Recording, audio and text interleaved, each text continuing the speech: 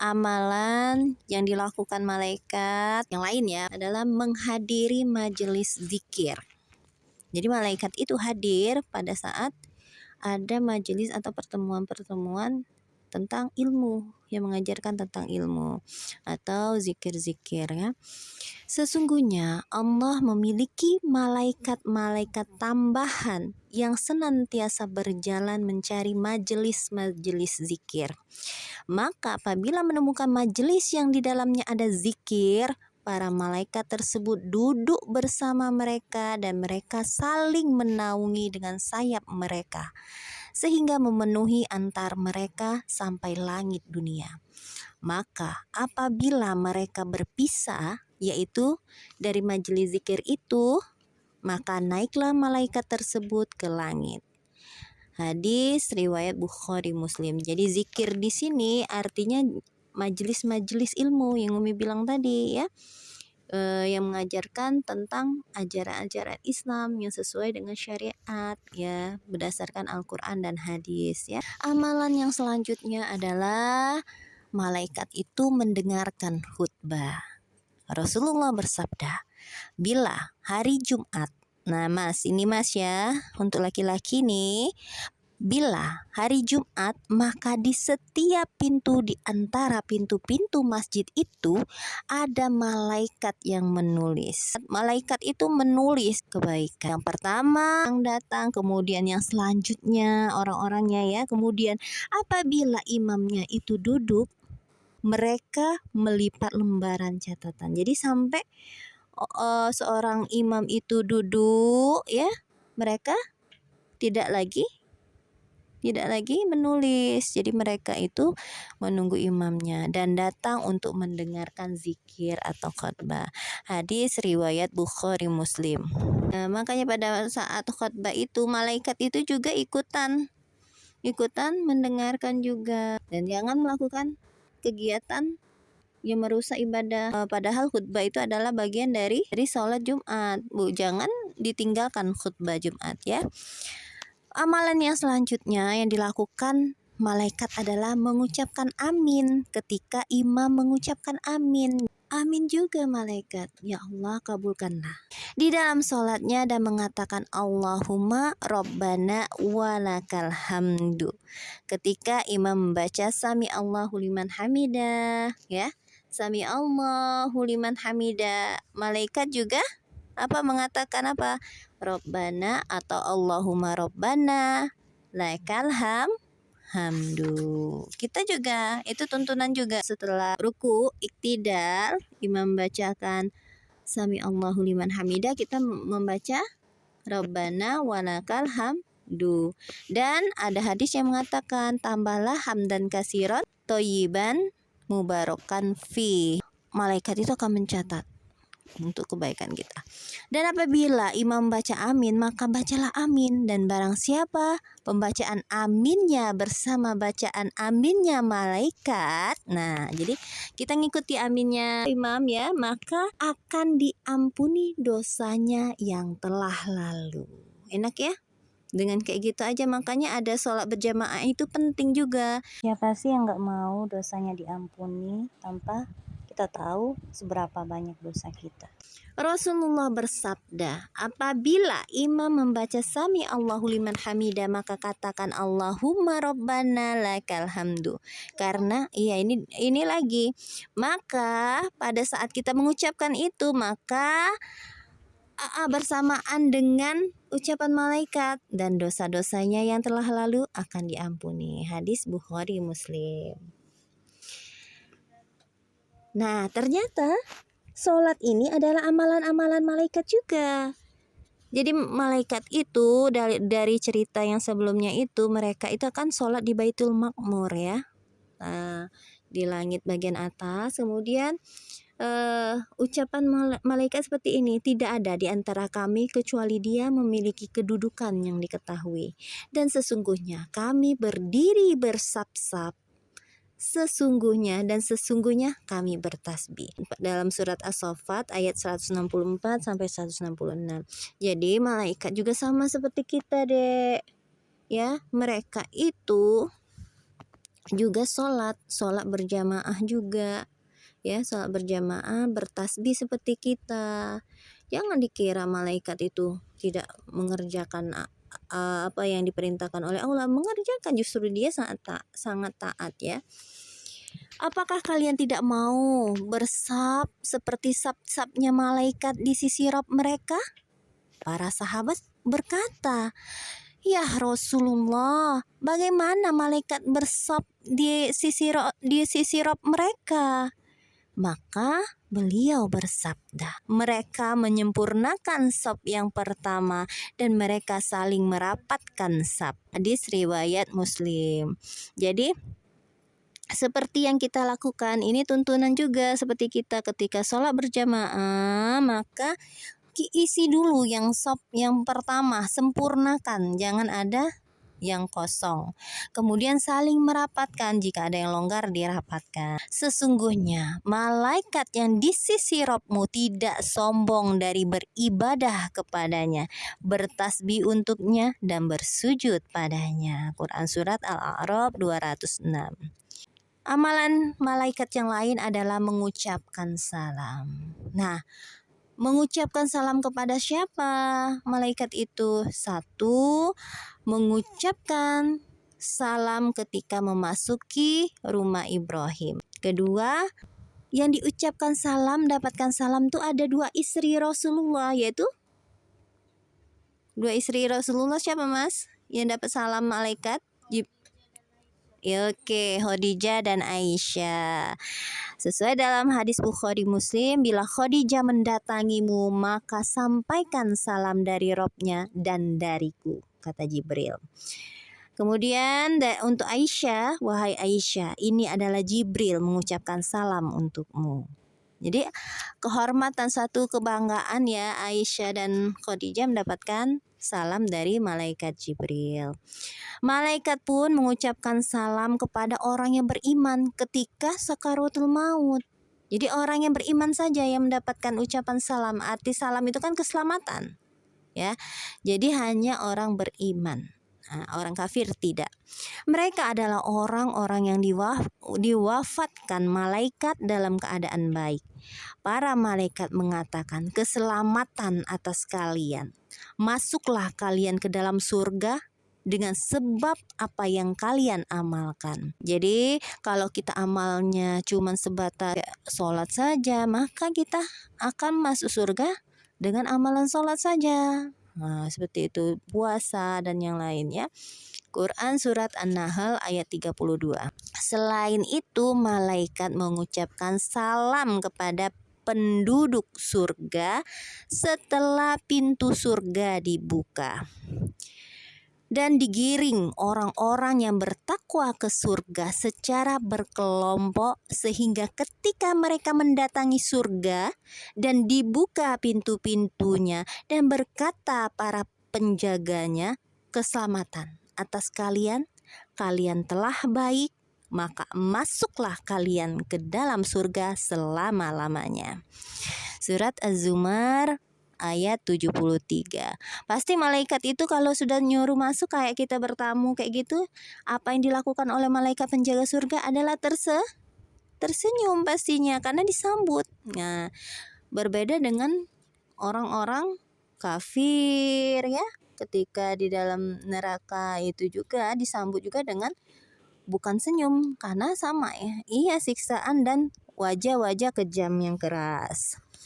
Kemudian malaikat itu takut pada Allah. Dalam Quran Surat Al-Anbiya ayat 29, dan mereka takut kepada Allah.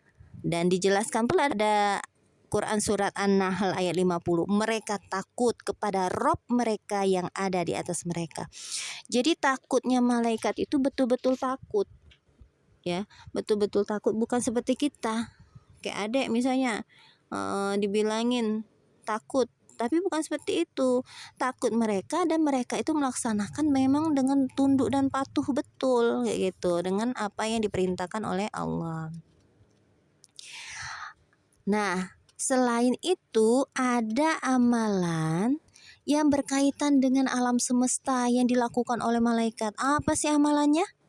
Yang pertama, memikul arsy. Alam semesta ini itu diatur oleh Allah, tapi diserahkan pengaturannya itu kepada malaikat. Atas apa? Atas kehendak Allah dan atas izin Allah. Dalam surat An-Nazi'at ayat 5, Allah berfirman ya, maka demi malaikat yang mengatur perkara. Perkara apa saja yang diatur oleh malaikat? Yang pertama adalah memikul arsy. Malaikat yang memikul arsy di hari kiamat itu ada 8, Mas. Dan para malaikat di pinggir dan langit dan pada hari itu dan malaikat memikul arsy Robmu. Surat Al-Haqqah ayat 17. Dan malaikat-malaikat yang memikul arsy dan malaikat-malaikat yang di sekitar arsy bertasbih dengan memuji Rob mereka dan memohon ampun untuk orang yang beriman. Surat Al-Ghafir atau surat Al-Mu'minun ayat 7. Dan selanjutnya apa yang dilakukan terhadap alam semesta ini? Malaikat itu menjaga surga. Jadi menjaga surga, nanti menjaga neraka ya. Malaikat itu menjaga surga dan neraka. Dan digiring orang yang bertakwa ke dalam surga secara berkelompok dan ketika mereka mendatangi surga dan dibuka pintu-pintunya dan berkata para penjaganya, keselamatan atas kalian, kalian telah baik, maka masuklah ke dalam surga selama-lamanya. Surat Az-Zumar ayat 73. Dalam hadis riwayat Muslim mengatakan bahwa aku mendatangi pintu surga pada hari kiamat. Kemudian aku minta dibukakan, maka berkatalah penjaga surga, siapa kamu? Kemudian aku menjawab, Muhammad. Kemudian dia berkata, denganmulah aku diperintah, aku tidak membukanya untuk seorang pun sebelummu. Selanjutnya menjaga neraka. Jumlah penjaga neraka itu ada 19 malaikat. Tertera dalam Quran surat Al-Mudaththir ayat 30. Dan dalam neraka ada 19 malaikat penjaga. Jadi 19 itu ada yang mengatakan, ulama mengatakan itu adalah pembesarnya penjaga neraka, lalu ada malaikat-malaikat yang lain. Tapi ada juga dari Ibnu Katsir menyatakan bahwa 19 itu hanya malaikatnya. Jadi satu neraka yang namanya neraka jahanam nanti akan ada 19 malaikat yang menjaganya. Dan adapun yang sangat buruk rupanya yang berada di neraka menghidupkan api, berjalan di sekitarnya, maka dia adalah Malik, penjaga neraka. Paling buruk berarti kalau dikatai yang sangat buruk rupanya. Penjaga neraka itu warna mukanya itu hitam dan biru, bola matanya biru, mukanya hitam. Dan tidaklah kami jadikan para penjaga neraka kecuali para malaikat. Dan tidaklah kami jadikan jumlah tersebut sebagai ujian bagi orang-orang kafir dan agar yakin orang-orang ahli kitab dan bertambah keimanan orang yang beriman. Dan tidak ragu orang ahlul kitab dan beriman, supaya orang yang di dalam hatinya ada penyakit dan orang kafir berkata, apa yang Allah inginkan dari permisalan ini? Demikianlah Allah menyesatkan siapa yang dia kehendaki dan memberikan hidayah pada siapa yang dikehendaki. Dan tidak mengetahui jumlah pasukan Robmu kecuali dia. Dan tidaklah ini kecuali peringatan bagi manusia. Al-Mudaththir ayat 31. Dan akan digiring orang kafir ke dalam jahanam berkelompok sehingga mereka mendatanginya, dibukakanlah pintu jahanam dan berkata para penjaga mereka, bukankah telah datang di antara kalian rasul-rasul dari kalangan kalian yang membacakan kalian ayat Rob kalian dan mengingatkan kalian dengan pertemuan hari kalian ini? Mereka menjawab, iya. Akan tetapi tetap kalimat azab bagi orang-orang yang kafir. Diikatkan kepada mereka lalu dimasukkan kalian ke dalam pintu-pintu jahanam dalam keadaan kekal di dalamnya. Maka jahanam adalah sejelek-jelek tempat kembali bagi orang yang sombong. Yang akan mengazab penduduk neraka. Jadi malaikat itu penjaga neraka itu akan mengazab penduduk neraka. Allah berkata, tangkaplah dia, lalu belenggu tangannya, lehernya, lalu masukkanlah dia ke dalam api neraka yang menyala-nyala. Kemudian ikatlah dia dengan rantai penjaganya 70 hasta. Al-Haqqah ayat 30 dan sampai 32. Penjaga neraka itu malaikat yang keras ya. Dan berkata para penduduk neraka kepada para penjaga jahanam, hendaklah kalian meminta kepada Rob kalian agar meringankan bagi kami 1 hari dari azab ini. Minta dia minta sudah bebas dulu hari ini aku diazab. Oh, kayak gitu. Para penjaga mengatakan, bukankah telah datang kepada kalian rasul-rasul kalian dan bukti-bukti yang nyata? Mereka mengatakan, iya. Maka berkata para penjaga neraka tadi, maka hendaklah kalian berdoa sendiri-sendiri dan tidaklah orang-orang yang kafir kecuali kesia-siaan. Quran Surat Ghafir ayat 49-50. Amalan malaikat yang lain adalah menjalankan awan, juga menurunkan hujan. Dalam surat As-Saffat ayat 2, Allah berfirman, maka demi malaikat-malaikat yang menggiring awan. Malaikat yang giring awan dibantu dengan angin ya sampai awannya bergerak ya. Nanti ada yang menutup matahari ya. Ada yang akhirnya kelabu, mendung ya. Rasulullah mengabarkan tentang seorang laki-laki sedang di tanah yang lapang. Tiba-tiba dia mendengar suara dari mendung, airilah kebun fulan. Maka segeralah awan tadi dan mencurahkan airnya di suatu bidang tanah. Hadis riwayat Muslim. Yang dilakukan oleh malaikat adalah mengurus gunung. Maka aku melihat tiba-tiba Jibril memanggilku dan berkata, sesungguhnya Allah telah mendengar ucapanmu dan kaummu dan bantahan mereka kepadamu.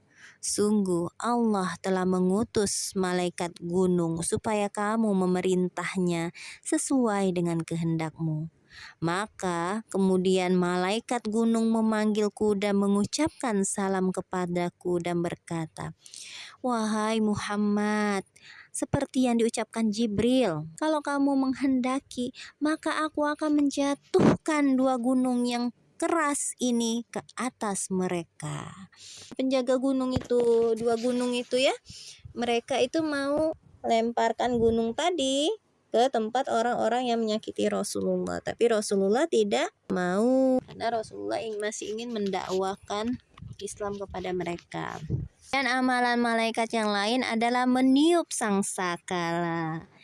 Bagaimana aku merasakan nikmat, sedangkan peniup sangsakala telah menaruh sangsakala di mulutnya, mengerutkan dahi, memasang telinganya, menunggu sewaktu-waktu diperintahkan oleh Allah untuk meniup, maka dia akan meniup.